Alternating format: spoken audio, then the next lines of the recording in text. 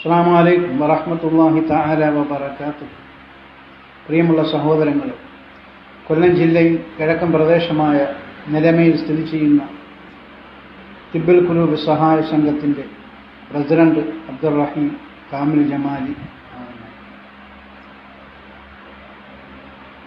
Heart attack രോഗികൾക്ക് medicine കൊടുക്കുന്ന സ്ഥാപനമാണ് തിബ്ബുൽ ഖുലൂബ് സഹായ സംഘം.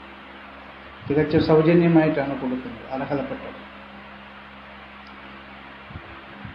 എനിക്ക് പറയാനുള്ളത്, ഞങ്ങളൊരു ഇൻഷാ അല്ലാഹ് തിബ്ബുൽ ഖുലൂബ് നിലമെ എന്നൊരു യൂട്യൂബ് ചാനൽ തുടങ്ങുകയാണ്.